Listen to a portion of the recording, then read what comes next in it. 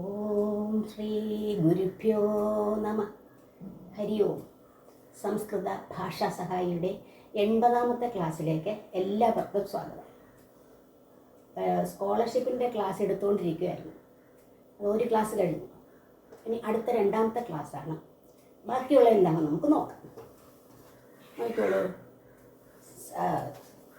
സമാനാർത്ഥകം പദം ലിഖത.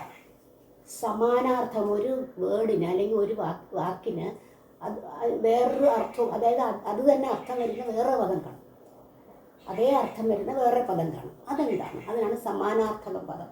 ഒരെണ്ണേ ചോദിക്കുള്ളൂ, പക്ഷെ ഞാൻ അതിനെ കുറേ തന്നിരിക്കുകയാണ്. അതായത് പിക്കഹ. പിക്കഹ എന്ന് പറഞ്ഞാൽ കുയിലല്ലേ, പിക്കഹ. കോകിലഹ എന്ന് പറയാം. പിക്കഹ കോകിലഹ.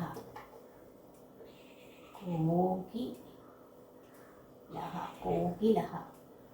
പിന്നെ ഗൃഹം. ഗൃഹം എന്ന് പറഞ്ഞാൽ വീടെന്നുള്ള അർത്ഥമാണ് ഗൃഹം. ഭവനം, ഗേഹം ഒക്കെ പറയാം. ഭവനം. രാത്രി. രാത്രി എന്ന് പറഞ്ഞാൽ രാത്രി, നൈറ്റ്. നിശ.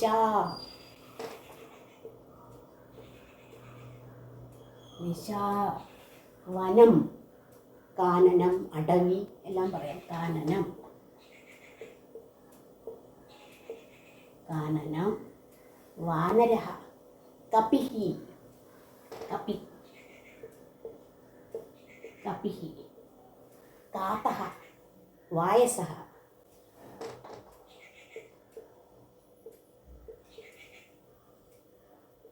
ക്ഷീരം, മിൽക്ക് എന്നുള്ള ക്ഷീരം. പയഹ, ദുഗ്ധം ഒക്കെ പറയാം. പയഹ.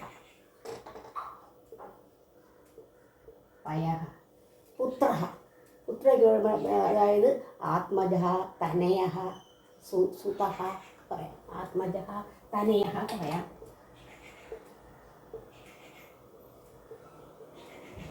മിത്രം, കൂട്ടുകാരൻ എന്നുള്ളത്. കൂട്ടുകാരനാണ് അല്ലേ. സുഹൃത്ത് പറയാം അല്ലേ, സുഹൃത്ത്. പിന്നെ അതുപോലെ സഖ പറയാം. വയസ്യ പറയാം. വയസ്യ.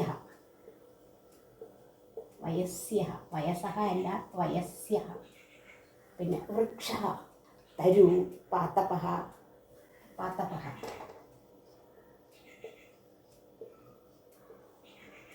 പിന്നെ അശ്വഃ. അശ്വഃ. തുരഗഃ, വാജി. തുരഗഃ. തുരഗഃ. പിന്നെ കനകം, സ്വർണം എന്നുള്ളത്. കനകം. ഹേമം, കാഞ്ചനം പറയാം.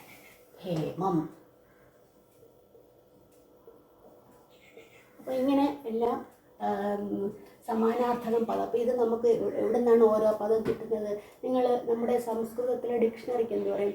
അമരകോശം എന്ന് പറയും. ആ അമരകോശത്തിലാണ് ഇതൊക്കെ കാണാം. അപ്പോൾ നിങ്ങളൊന്ന് എടുത്ത് നോക്കുക എന്തൊക്കെയാണ് എന്നുള്ള കണ്ടുപിടിക്കാൻ. അടുത്ത് നോക്കിക്കോളൂ. ബന്ധുവാചക ശബ്ദം ചിത്വ ലിഖതു. ഇവിടെ കൊടുത്തിട്ടുണ്ട് കുറച്ച് ശബ്ദങ്ങൾ, കുറേ പദങ്ങൾ കൊടുത്തിട്ടുണ്ട്. അതിൽ ബന്ധുവാചകം, ബന്ധു എന്ന് പറയുന്ന റിലേഷനുമായിട്ട് ബന്ധപ്പെട്ട ഏത് പദമാണുള്ളത് എന്ന് നോക്കാം. ഇപ്പോൾ രാമഹ. രാമഹ എന്ന് പറഞ്ഞൊരു പേരാണ് അല്ലേ, രാമൻ എന്നൊരു പേര്. ജനകഹ. ജനകൻ എന്ന് പറഞ്ഞാൽ അച്ഛൻ. സീത, അതും ഒരു പേരാണ്. അപ്പോൾ ഇതിൽ രാമഹ, സീത രണ്ടും ഓരോരുത്തരുടെ പേരിനെ കാണിക്കുന്നതാണ്. ജനകഹ എന്ന് പറഞ്ഞാൽ അച്ഛൻ, അതൊരു ബന്ധു അല്ലേ, റിലേഷനെ കാണിക്കുന്നില്ലേ. അപ്പോൾ എന്താ അവിടെ ഉത്തരം എഴുതേണ്ടത്? ജനകഹ. അപ്പോൾ ഇവിടെ എഴുതണം ജനകഹ. ഇതാണ് ഉത്തരം. അത് നമ്മൾ ഇങ്ങനെ വരയിട്ടാന്നും പോരാ, അവിടെ എഴുതേണ്ടി വരും. അടുത്തത് കമല. ഭോജനം, സോദരി. കമല. കമലായ ഒരു പേര്. ഭോജനം, ഫുഡ്, ആഹാരം. സോദരി, സഹോദരി. അപ്പോൾ ഒരു ബന്ധുവാചക പദമല്ലേ, അപ്പോൾ അതാണ് സോദരി. പിന്നെ ഭ്രാത, ഗജഃ, ഭവനം. ഭ്രാത എന്ന് പറഞ്ഞാൽ സഹോദരൻ. ഗജഃ, ആന. ഭവനം, വീട്. അപ്പം ഗജ, ആനയും ഭവനവും ബന്ധുവാചക ശബ്ദമല്ല. ഭ്രാത സഹോദരനാണ് ബന്ധുവാചക ശബ്ദം. ഭ്രാതയാണ് ശരി. അടുത്ത വനിത, മാതാ, കോകില. വനിത. വനിത സ്ത്രീ. മാതാ അമ്മ. കോകില എന്താണ്? കുയിൽ എന്നുള്ളത്. അപ്പോൾ ഇവിടെ വനിതയും കോകിലയും ബന്ധുവാചക ശബ്ദമല്ല, മാതായാണ്, അമ്മയാണ് ബന്ധുവാചകം. അപ്പോൾ ഇങ്ങനെയുള്ളത് വരാം.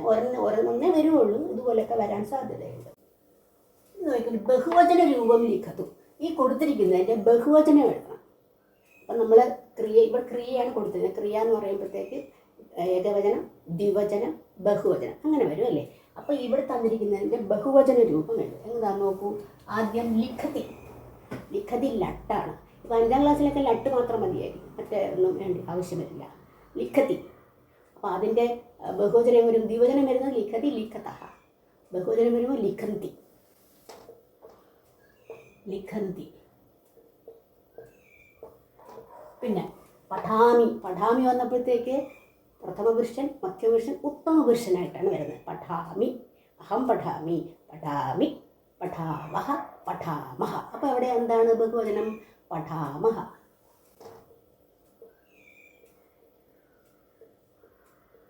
പിന്നെ ഗച്ഛതു. ഗച്ഛതു ഏതാണ്? അത് ലോട്ടാണ്.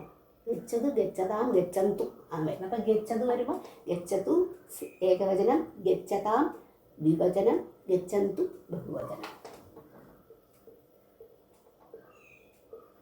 ഗച്ഛന്തു. ഈ പഠിഷ്യസി അത് ലിറിട്ടാണ്, ഫ്യൂച്ചർ ടെൻസ്. ലിറിട്ട്. ലിറിട്ട പഠിഷ്യസി, പഠിഷ്യതഃ, പഠിഷ്യത. അപ്പോൾ എന്താണ് പഠിഷ്യത? പഠിഷ്യത. ഇനി അഗച്ഛത്. അത് ലങ്ങാണ്, പാസ്റ്റ് ടെൻസ്, ഭൂതകാലം. അഗച്ഛത്, അഗച്ഛത്, അഗച്ഛതാം, അഗച്ഛൻ. അപ്പോൾ അഗച്ഛൻ ആണ്. അഗച്ഛൻ. അപ്പം നിങ്ങൾ എന്ത് ചെയ്യണം? ഇത് എല്ലാ ഇതും പഠിക്കണം. അതായത് ലട്ട്, റിട്ട്, ലോട്ട്, ലങ് എല്ലാം പഠിച്ചിരിക്കണം. എന്നാൽ മാത്രമേ ഇത് എഴുതാൻ പറ്റുള്ളൂ. ഇനിയുള്ളത് നിങ്ങൾ പഠിച്ച കാര്യമാണ് വാരഹ. ഞാൻ പഠിച്ചു വാസരഹ അല്ലെങ്കിൽ വാരഹ എന്ന് പറഞ്ഞാൽ എന്താ? ആഴ്ച. വാസരാണാം നാമാനി. വാസരാണാം, ആഴ്ചയുടെ വാസരാണാം നാമാനി ഏതൊക്കെയാണവ? രവിവാസരഹ സൺഡേ, സോമവാസരഹ മൺഡേ, മംഗൽവാസരഹ ട്യൂസ്ഡേ, ബുധവാസരഹ വെനസ്ഡേ, ഗുരുവാസരഹ തേഴ്സ്ഡേ, ശുക്രവാസരഹ ഫ്രൈഡേ, ശനിവാസരഹ സാറ്റർഡേ. ഇത്രയാണ്. അല്ലെങ്കിൽ രവിവാരഹ അങ്ങനെയും പറയാം. അപ്പോൾ ഇവിടെ നിങ്ങൾ പഠിക്കേണ്ട ഇത് നല്ലോണം മനസ്സിലാക്കുക. ഇന്ന് അത് കഴിഞ്ഞിട്ട് ഇപ്പം ഞാൻ ചോദിക്കുകയാണ്, അദ്യ. അദ്യ എന്ന് പറഞ്ഞാൽ ഇന്ന്. അദ്യ അത് പുതിയ പുതിയ കുറേ വാക്കുകളുണ്ട്, നിങ്ങൾക്ക് പഠിച്ച കാര്യങ്ങളാണ്. അദ്യ.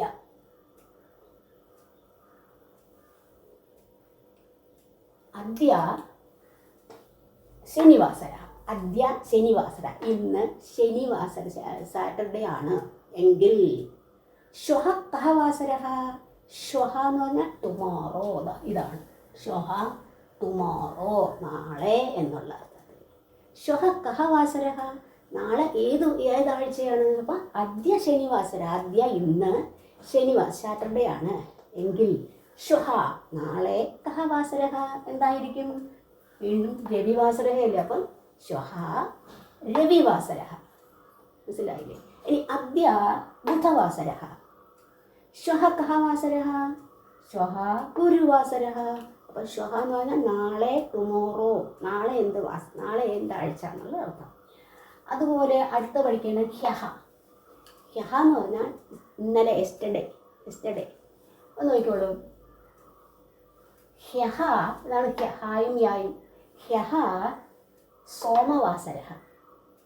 ഹ്യഹ സോമവാസര. ഇന്നലെ മൺഡേ ആയിരുന്നു എങ്കിൽ അദ്യ കഹ വാസരഹ. ഇന്നെന്താണ്? അദ്യ മംഗൽവാസരഹ.